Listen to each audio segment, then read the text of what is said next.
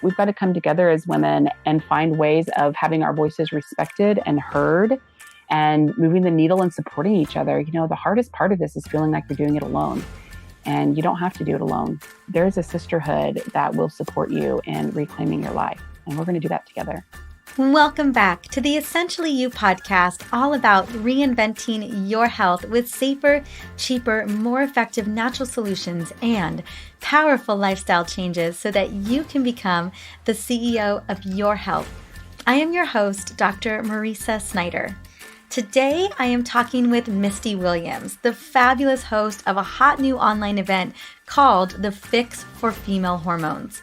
Misty is a powerhouse and has experienced a lot of ups and downs on her hormone journey that I know a lot of us can relate to. To be honest, many of the women that I have helped over the years had been to many other doctors before they had come to see me. And almost always their symptoms were either ignored or they were dismissed altogether. They were not listened to, and often they left the office without true answers and not exactly sure what to do next. It's the scariest feeling to know that something is wrong with you, but you don't know what it is or how to fix it. And it's hard to advocate for yourself, and this is a lesson that Misty has personally learned the hard way. Luckily, she is finally on the path towards healing her hormones after many years of seeking answers and on a mission to help other women advocate for themselves with her free online event, The Fix for Female Hormones. She has brought together over 30 experts in the women's health field, and I am so personally grateful to be one of those. I want to personally invite you to grab a seat to this upcoming event. You can register for free in my show notes and also grab this epic gift that she has provided us, which is a free chart in hormone lab testing so that you have a sense of how to test your hormones, what to look for, and how to guide or be a part of the conversation with your functional practitioner. The link is going to be found in the show notes at drmarisa.com/episode 38. Now, before Misty comes on to share her incredible wisdom around becoming your own advocate and getting to the root cause of hormone imbalance, I want to quickly sing her praises.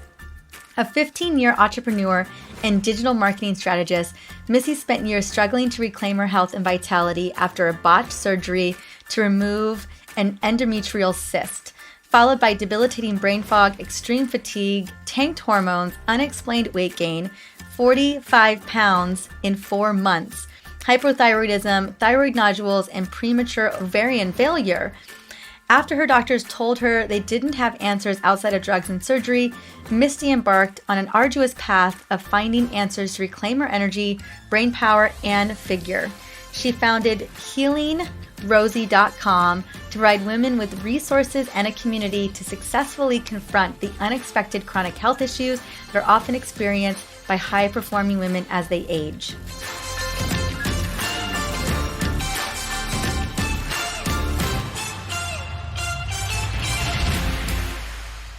Welcome, Misty, to the Essentially You podcast. How are you doing today? Oh my gosh, I'm so good. How are you? I am wonderful. I am especially wonderful knowing that we're going to be talking about a topic that I love, girl. And I am so excited to get right into it. You know, I'm so happy to be a part of your incredible summit, which I'm hoping you talk a lot about today, really helping to support women in their hormone journey, which is what I am all about. But I want to talk specifically about you for a moment. I want people to get to really know you. So let's begin from the beginning. I know that your journey started with a routine physical where you were asked by your doctor to do an ultrasound because, well, one, you were 35, single, and concerned about your ability to have children. And what happened in that experience? What did that journey lead you to? Yeah, well, so I'm 43 now. So this was about 8 years ago, which is hard to believe. Like, that's like almost a decade, but it doesn't feel like it. But I had been, for the last probably 3 or 4 years leading up to that appointment, I had been looking into having kids as a single mom. I have always had a great career that I loved. I've been doing marketing and business development for my clients. At that time, I'd been in it for about 10 years with my own business. And I dated, but I hadn't met someone that I wanted to start a family with, and I really wanted to be a mom. So I had been looking into things like a single mom of choice and other communities where people like me who, hadn't met a partner but were getting older and really wanted to be mothers were doing their research and figuring out what options were available to them. So that was kind of my world and my mindset at the time. So I asked my doctor to check my fertility and went in and had an ultrasound tech, rubbing that like little device all over my belly. And at one point she started poking left kind of above where my leftover would be and asking me, does that hurt? And of course she couldn't tell me anything because she wasn't the doctor, what she was seeing, but it set off the alarm bells. So my doctor called me up after that appointment and said that I had a cyst on my left ovary about the size of a cantaloupe and that they were going to need to do surgery. And she referred me to an OBGYN. And that's kind of where my whole journey started. I wasn't experiencing symptoms at that time. I experienced a lot of symptoms after that surgery. A lot of things kind of started unraveling for me with that surgery, but it was really kind of an innocuous, I just wanted to see how my fertility was doing. So it was an outpatient surgery. It was supposed to take about 25 to 30 minutes. And I was sent home with instructions, that instruction sheet that says, if you experience any of these symptoms, here's all the things you do. And if it's really severe, then, you go to the emergency room. So I did the surgery. It took them about 2.5 hours because while they were in there, they discovered that I had endometriosis. So they spent an extra couple of hours removing scar tissue from my entire abdomen. They found 3 polyps inside of my uterus that they had to remove. They removed my left ovary along with that endometrial cyst that they found and sent me home. So I went home, and within about 24 hours, I started vomiting. And the vomiting wasn't on the sheet, by the way. There was nothing that said, if you're throwing up, here's what you do. And at this point, you go to the emergency room. And this was on a Thursday that I was sent home. I started vomiting Friday morning, and the entire weekend, I couldn't get a hold of anyone at the doctor's office. And Monday, I was supposed to have a follow-up appointment by phone with my doctor. And this is kind of like, they try to make everything more efficient. So they don't want to admit people after surgery if they can streamline the process and send you home, So I was supposed to have a follow-up visit by phone on Monday. I called my doctor at 4:30 because she hadn't called me for our 3:30 appointment. And the people at the doctor's office said that she'd gone home early because she wasn't feeling well. So I'm freaking out by this point. I have not even been able to hold down water. My abdomen is like bloated up like a huge balloon. And so Tuesday morning, I go in and check in at the front desk at 9 a.m. when their office opens. They're like, she's not going to be here until 12:30. She has appointments at other places. And I was like, well, I'm not leaving. At this point, I had left so many messages for the office. Nobody had called me back. And about an hour later, I got a call from the doctor instructing me to go to the emergency room at Baptist. So I was living in Nashville at the time, went to the emergency room. They did an MRI and saw that they had stitched up part of my small intestine when they were suturing me after the surgery. So wheeled me into surgery again and admitted me to the hospital this time. I was admitted for several days and went through all the recovery there. And at this point, I'd kind of been ripped into a vortex of my life. Everything that I'd been working on professionally had come to a halt. I was one of these women who was super independent, and I was one that always could be counted on by other people and was always there for them in their time of need, but I was terrible at asking for help and support. So I didn't ask any of my friends to support me at the hospital. I called a friend that I barely knew for a ride home because there was something about calling people that I really knew that was too intimate for me. I don't know. It's interesting when I think about where I was at that point in my life, but went home, and for the next 6 days after I was released from the hospital, I didn't sleep a wink. So it's almost hard to articulate what that's like if you haven't gone through severe insomnia like that, for you to lay in bed for 8, 9, 10 hours and just be dying to sleep and not be able to, and get up the next day and just keep rinsing and repeating. I thought I was losing my mind, but the surgery and the second surgery plus everything that happened at the hospital, they put me on Ambien while I was in the hospital because they wanted to make sure that I was sleeping. And I think there's probably a lot of different factors that really threw things off for me, but I went through it. I went through the ringer, and my body, like I said, I wasn't experiencing a lot of symptoms before, but after all of this happened, I started experiencing crazy symptoms. I had like terrible, terrible brain fog. I couldn't think well. It felt like my brain was full of cotton and like my thoughts couldn't get through. It was bizarre. I was completely exhausted all the time, no matter how much sleep I got. And I was having all sorts of appetite issues, mood issues. It was crazy. I finally went in for a follow-up visit with my doctor, and she officially diagnosed me with endometriosis at that visit. And when I asked her what I needed to do with this disease diagnosis, she said, "We don't really know what causes endometriosis. You can Google it. I can put you on birth control and we can do surgery again." And I walked out of her office feeling like my body had been hacked, like I'd come in with a dollar sign above my head because I had this cyst, and everything that for the next few months, as I would go back to doctors with the symptoms I was experiencing, I was constantly told that my labs were fine, that everything was normal, that they could refer me to someone, but they really didn't have a basis to refer because my labs were fine. I felt like I was in the fight for my life, like coming off of this because, I work for myself and I need to be able to provide for myself. I need to be able to take care of my clients. And I was a mess. My body was a mess. And it was really scary. It was a really scary time.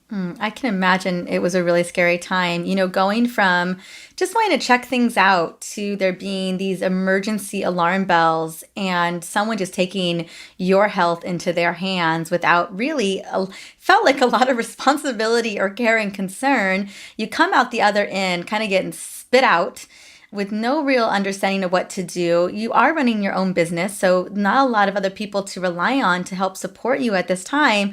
And something else is going wrong and no one's giving you the right answers or no one's willing to really, truly investigate.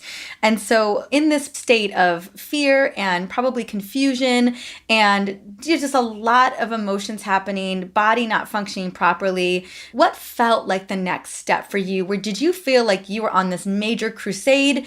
Were there moments where you were just like, forget this is too much for me? What did that next step look like for you? Yeah, well, I couldn't forget this. It would have been nice to, but I felt like if I don't figure this out, it was scary to think of what might happen for me professionally and my ability to provide for myself. So I just kept advocating. My primary care doc that had referred me initially, she's the one that had found the cyst, was really uncooperative and was frustrated that I kept saying something is wrong. I want you to investigate further. And she kept coming back with, but your lab's normal and everything's fine. And I'm like, but it's not fine because here's my symptoms. And you just removed my left ovary and the doctor spent 2 hours removing endometrial tissue from my abdomen. And clearly things aren't fine. So she finally referred me out to an endocrinologist. And this endocrinologist let me talk, listened to what I was experiencing, told me the same thing that she said, that all my labs were normal, that everything looked fine. And while we were talking, she came over and lifted my chin up and started touching me on my throat. And she said, I think you might have nodules on your thyroid. And like, I'm already kind of in this freaked out state of alarm. And she's saying that. And I'm like, what? So she took me back. She did an ultrasound. Sure enough, I had huge nodules on my thyroid. And it was a rinse and repeat of my previous conversation. Okay, nodules on my thyroid. What causes thyroid nodules? Why are they there? Well, we don't really know what causes thyroid nodules. I want to do a biopsy and make sure it's not cancerous, and I can refer you to a surgeon to have them removed. So by this time, I'm like, I don't want anybody removing anything else from my body. She did my labs. The nodules were benign. And when the lab work came back, she told me everything was normal. So this is about 6 months in. And over this time, I had started spending time with a friend of mine who was a chiropractor. He started teaching me about some of the fundamentals of good health that I had virtually ignored, a big one being sleep. So I was working on dialing my sleep in, which took forever, by the way. And I know this is probably in your community, there's a lot of women who struggled with different kinds of sleep issues, but it took forever for me to get sleep on the right track. From 18 until 35, actually I was 36 by this time because I had a birthday. From 18 to 36, I had never gone to bed before 2 a.m. I was a total night owl. I loved getting that second wind at 9 p.m. and just having this rush of energy and working through the night. So I had started working on my sleep, and I had found another doctor who was a neurosurgeon who was pretty well known in the paleo community at the time, who was talking a lot about what goes on in the body to create dysfunction. Obviously, he was talking about a lot of the functional medicine stuff, and I became a student. And I started reading about things. I started learning about a lot of things that I wondered if I had going on, like obviously thyroid stuff. And I did some research around thyroid nodules, and the only thing that I could really find to explore further was Epstein-Barr. So in the literature, Epstein-Barr causes thyroid nodules. That was about the only thing that I was able to find that could potentially have caused the nodules. But a lot of my other symptoms were really pervasive. And I started learning about like the hormone cascade and how LDL cholesterol plus T3, which is the active thyroid hormone, plus vitamin A equals pregnenolone, which is the mother hormone that creates all your other hormones, and how that connects over to cortisol. When you're under a lot of stress, your hormones shunt to cortisol instead of the rest of your sex hormones. And, I really went for probably the next, I don't know, 6 to 8 months into like this vortex of what is going on in my body. Doctors aren't helping me.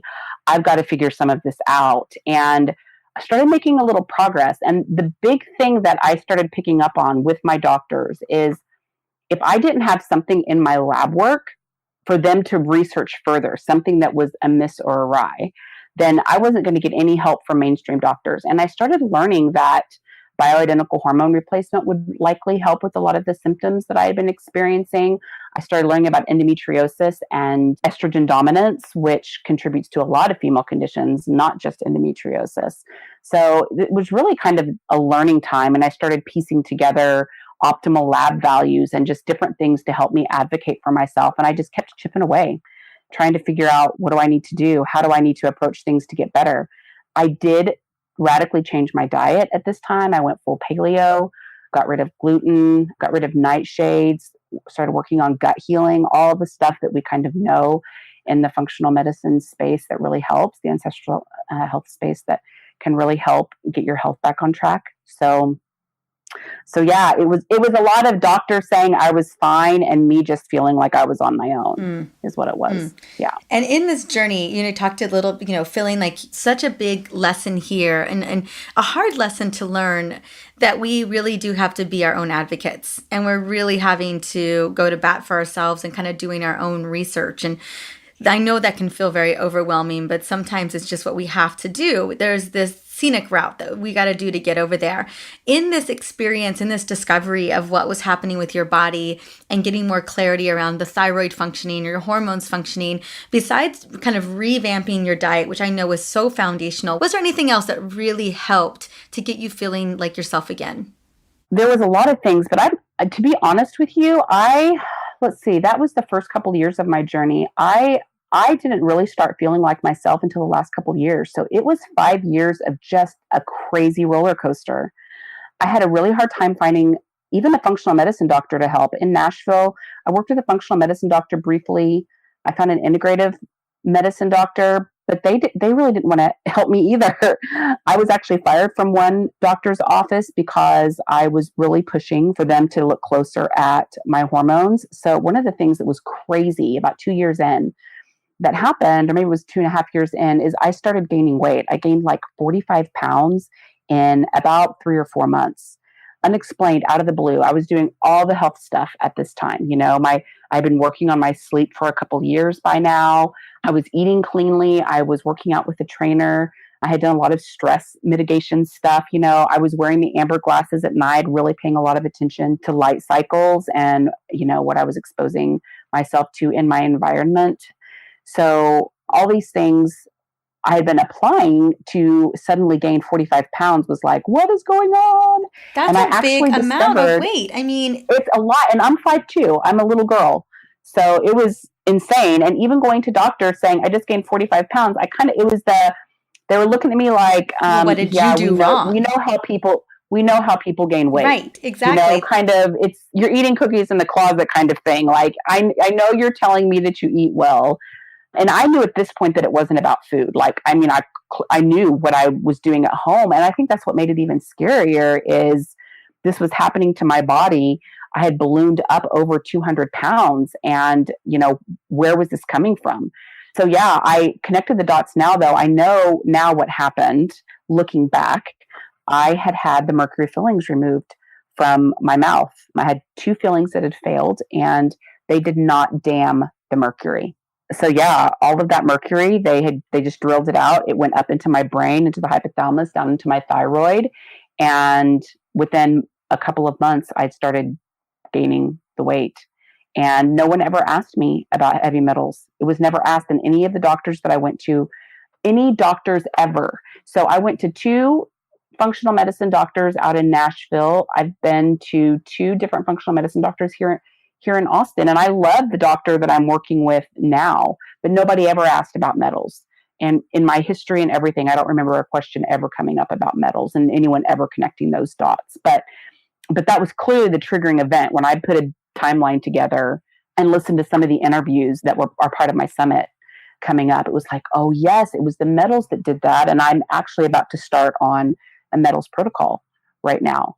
So yeah, I have learned so much about advocating myself. I know things now about health and managing my own health and lab work and protocols that I never dreamed in a million years I would even care about, but I had to figure out how to save myself. And the fortunate thing for me in my personal journey was, because of what I do for a living, because I'm a digital marketing strategist and have been doing it a long time and I'm very good at it, I was able to kind of pair that with functional medicine and the paleo community and get access to a lot of doctors and health practitioners and other thought leaders who had really figured some of this stuff out. And that started helping me to move the needle. Dialing in my sleep helped a lot. Getting on hormone therapy, I did get on hormone therapy right after. So I went in after the 4 months and the 45-pound weight gain.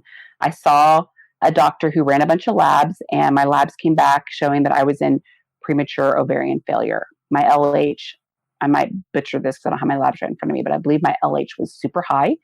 And she referred me out to a gynecologist because it seemed that my remaining ovary was failing. I was 38 years old. So they put me on hormone therapy because of the premature ovarian failure. And I actually lost about 20 pounds from the hormone therapy. And definitely a relief. Like, I knew and I'd been hearing that hormone therapy could help with the symptoms, but I had a really hard time getting the lab work correlation and knowing what my labs needed to look like what are the labs that you need to run to be able to see where your markers are so that you can actually get this kind of help. That was honestly the hardest part of my journey. My thyroid labs have been low since 2012. I just got a thyroid diagnosis last year of hypothyroidism, and my thyroid went lower than it had ever been, but I was subclinical hypothyroid all those years and just wasn't working with a practitioner that would acknowledge it. So a big part of the battle is, number one, knowing what you need to do yourself and what are the things that I can do, because I can't count on a doctor. But then how can I advocate for myself for some of these other therapies and treatment options that could be helpful, but they require a prescription. So it's been a dance of learning how to advocate and figure out what do I need to know to get the attention of a doctor, and then what can I actually do myself. And I've never stopped advocating. Even the doctors that I have now, I was able to ask for the 4 Epstein-Barr tests that you need to properly diagnose Epstein-Barr. So several years ago, they only ran 2 of those tests. That these markers show that you had a previous infection, but they don't show that you're currently infected. And I didn't know what to do about that as a patient. I didn't intuitively. I was like, I have these nodules on my thyroid. I think something's going on with Epstein-Barr, but I didn't know what truly needed to be tested. So I figured that out and have asked my doctors to run the labs. And I just finished phase 2 of a 3-phase homeopathic Epstein-Barr protocol that I'm doing with Ryan Freisinger. That's giving me my energy back. Oh my gosh, my energy levels are pre-surgery now, So even though my energy is definitely improved over the years, like, it's significant since I've started dealing with the Epstein-Barr. That's been really, really huge for me. And so interesting too, because we've got two different pieces happening, which I really want to bring to people's attention. When we're trying to figure out this root cause, clearly the symptoms that we're seeing are the result of the Hashimoto's, right? The lower active thyroid, which is running your metabolism. It's allowing you to lose weight, allowing things to run like a fine-tuned machine and helping with our energy and our mental acuity. And we've got two specific areas. We've got the heavy metal, the toxicity that's happening because your poor endocrine gland is taking the brunt of that right there, the thyroid. But then we have these infections, this Epstein-Barr viral infection that's also queuing up.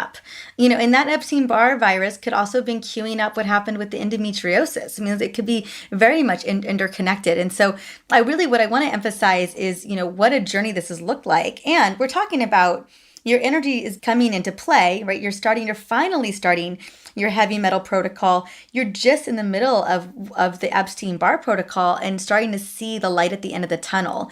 And so just emphasizing the importance of a lot of these things aren't quick fixes. We don't get to turn it all around. I mean, lifestyle is so important, but there are definitely times where you got to dig in and figure out what else is going on. Yes, and a couple of things that I noticed in my own journey is I had these major stress events, and one major stress event set the stage for the next major stress event, which set the stage for the next one. So the first one was obviously the surgery. That was actually the first major stress event. If I could go back, I wouldn't have done that surgery. I would have explored systemic enzymes and tried some other protocols to see if I could have managed my situation a little bit better without doing the surgery. Not Maybe I still would have had to do it, but it would not have been the first thing knee jerk that I would have done, But I didn't know any better. And what was hard about the surgery, it wasn't even the surgery itself and removing the scar tissue, it was that my small intestine was the complication. Yeah. That's right. So that was the first major stressor, going through all of that and then trying to get on my feet from that. And then the next really major stressor was the heavy metals. I actually did do hormone labs within about a year of the metals issue, and I like deeper labs. It was a Genova complete hormone panel. And so it's a 24-hour urine lab. And that lab showed that I wasn't methylating at all. And methylation is the way that our body basically helps us to detoxify. And my system was completely shut down. So I wasn't moving anything. Like the metals and everything were there. And I was gaining weight really for my body to save my life, getting that out of my bloodstream, So that was another major stress event. And I was dealing with things with my doctors with the weight gain where I felt like it was such a big deal, and diet wasn't helping. And that's super, super scary when you can't go on a diet and see the scale move, especially when you're dealing with that kind of weight gain. So the hormone therapy really helped me. But the next thing that I did, I was recommended by a functional medicine doctor that was part of another summit that I did several years ago to look into HCG. And I ended up doing HCG, and HCG took off the rest of the weight for me. But even something like HCG, it's so controversial. And there's a lot of people who would poo-poo it and, mount their defense of why you should never try it. But as a woman, I knew that having my weight up like this, like everything was off in my labs. My inflammation markers were high. My cholesterol numbers and triglycerides were like off the charts. Like there was so many things that were off and awry because I was carrying all that weight. Like the most unhealthy thing for me to be doing was carrying that weight around. But I couldn't get doctors really to even acknowledge that that was a legitimate concern that we needed to really do something about. And that was super, super frustrating for me. So yeah, I had the heavy metal stressor and the weight issue. Getting the weight off did a ton to help control a lot of my symptoms. My brain started functioning better. My energy definitely improved with just getting the weight off. But it isn't perfect. And I think what's happened in my situation is I'm just now, after 7 years of knowing that things were off, really able to go after the immune stressors. Even though I had labs ran that showed I had stuff going on with my immune system, it's not enough. Like you can go to a conventional medicine doctor and have them run these labs if they'll even do it for you. And just because they see that you've got these markers doesn't mean that they're trained to do anything about it or even to acknowledge that it's really a problem. So I have the added challenge of, all right, I know these are in my labs, but who's going to help me fix it? And I've just in the last couple of years found the practitioners that really, really know how to help you fix it. So yeah, it's totally been a journey. And there's a lot of things that I've been able to do myself to move the needle.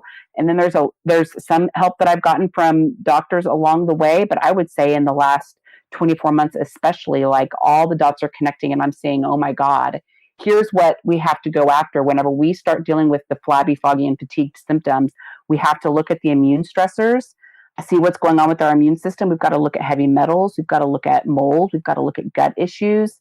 Some of these other areas that are contributors to these symptoms that we're feeling. We're not, certainly as a society, we're not conditioned to look upstream at what might be going on to create this. And most of the medical community isn't either. It's only really this, I kind of think of it as this underground functional medicine community that certainly is getting a lot more traction in a more mainstream way over the last few years. But this underground community has started really looking at why is the body experience disease in the first place, and how do we actually reclaim our health? How do we reclaim our vitality? And it's so refreshing for me to have found this community and to found doctors that are supporting me in that goal, because there were years that I went to doctors that would not get on board with me wanting to lose weight, wouldn't get on board with me wanting to have more energy and not being happy with the way that my energy had tanked. So yeah, it's a messy journey for sure.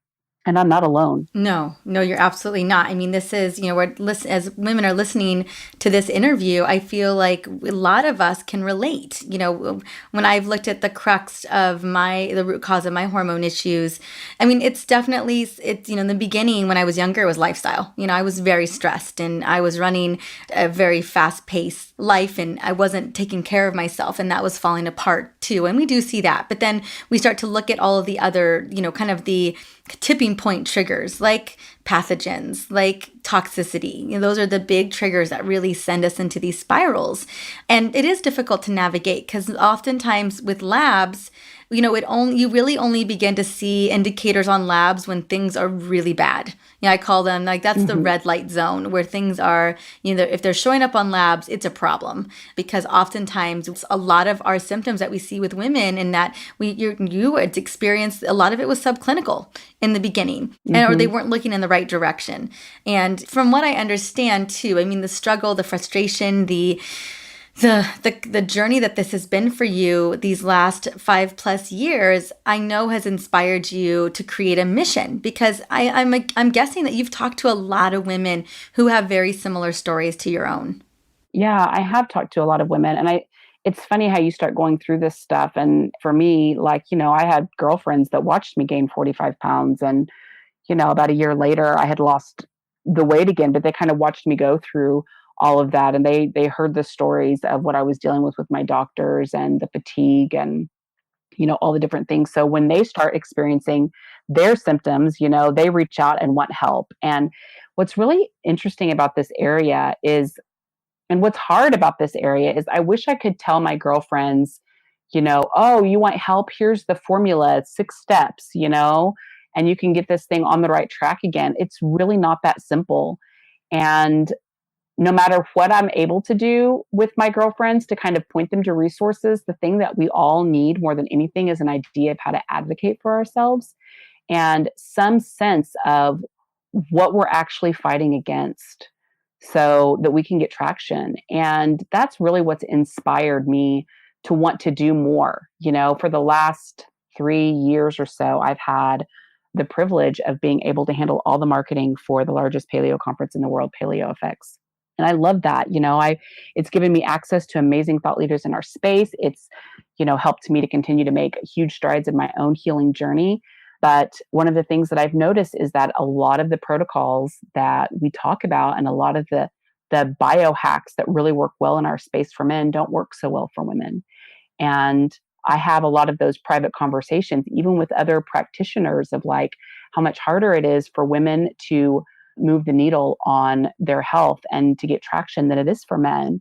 And that really just comes down to our bodies being so much more sensitive to our environment than a man's body, because we're the perpetuator of the species, So my heart has really been for the women not only in our movement, but in our communities, the women in my family, my girlfriends back home, I want women to have access to the knowledge and information that I've been able to uncover without all of the travailing, without the years of spinning their wheels. I mean, I'm a really stubborn person. I can go to doctor after doctor as they're telling me that my labs are fine and things are normal. And I can hold my ground and say, no, they're not fine and they're not normal.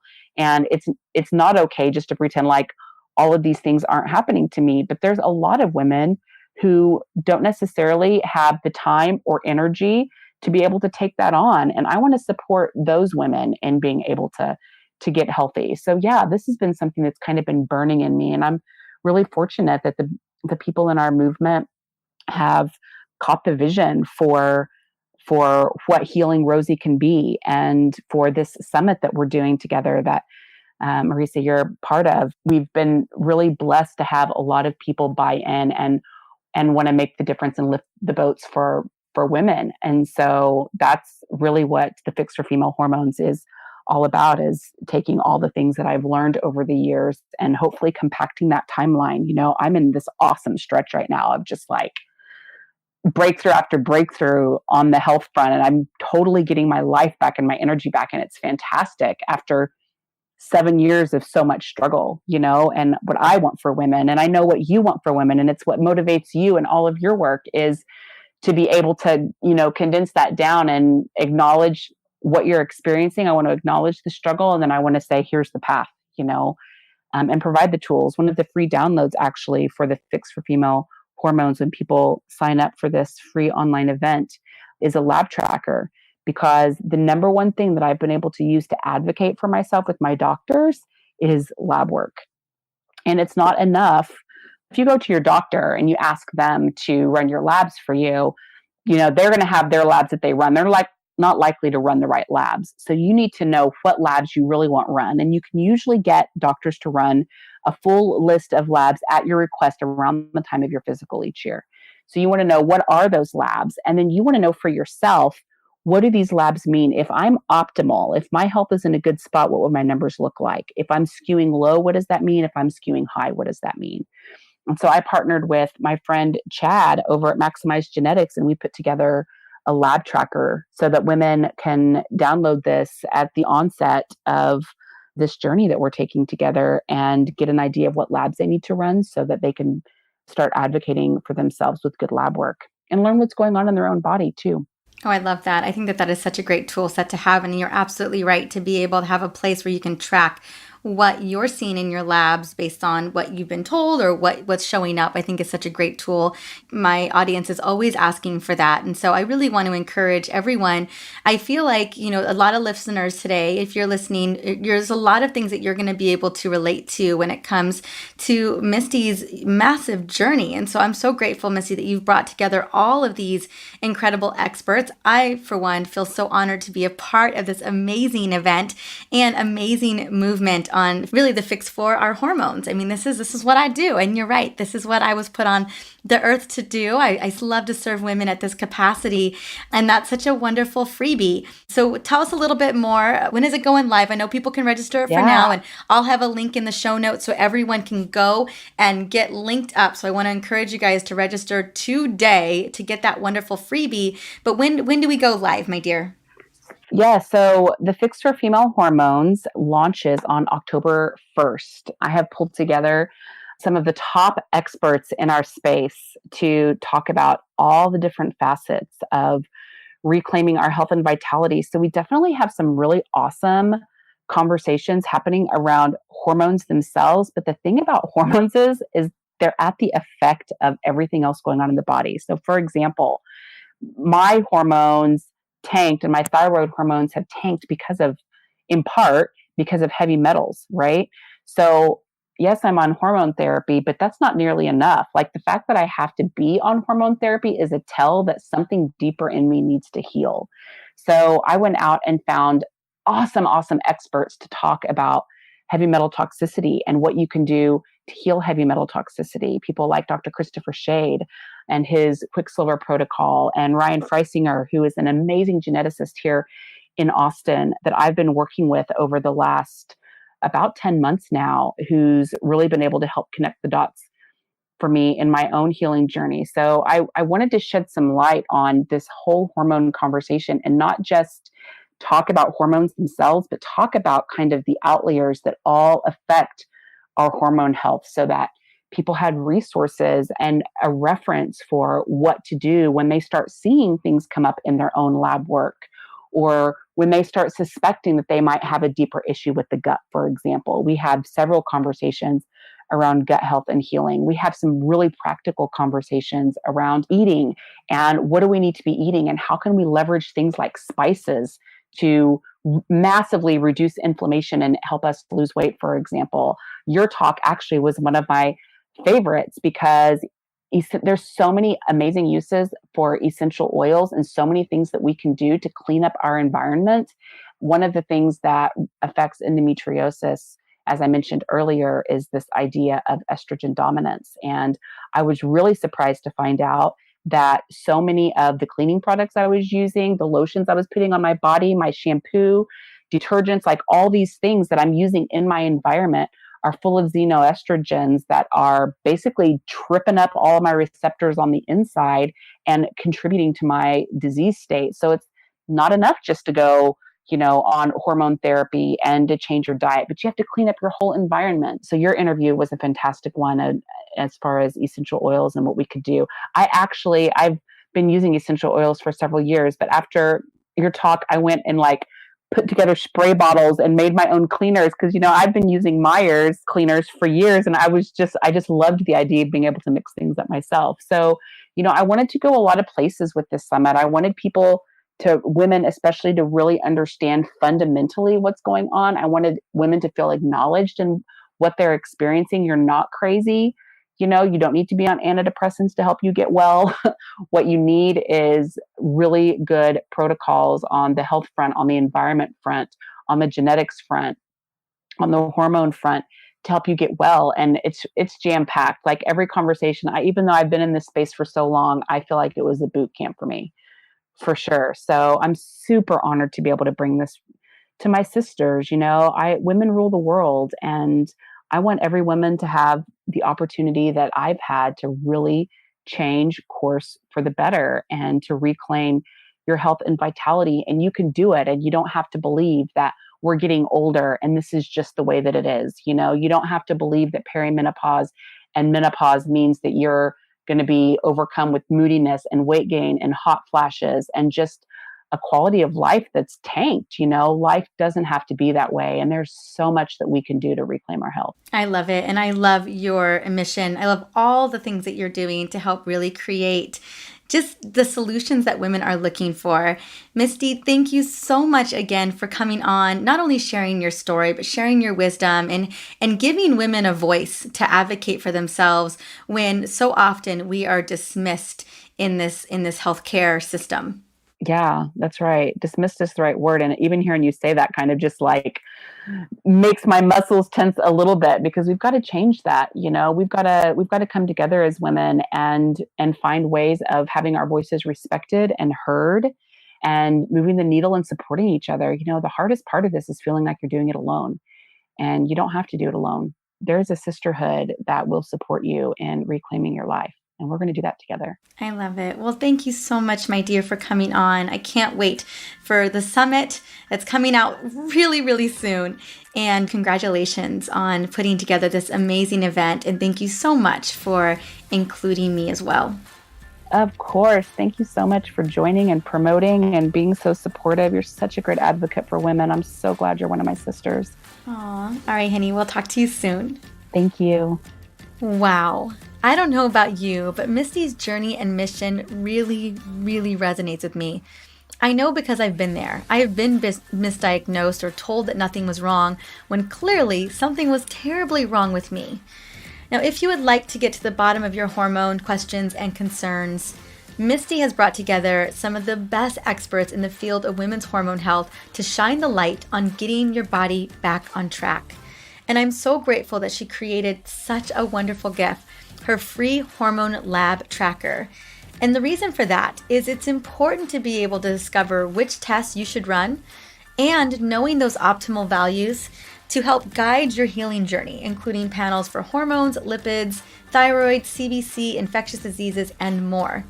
Now, the ranges and information contained in this wonderful gift are going to help you really create those changes and have that conversation with your functional practitioner, and also help you to become an advocate for your own wellness journey, which I think is super important.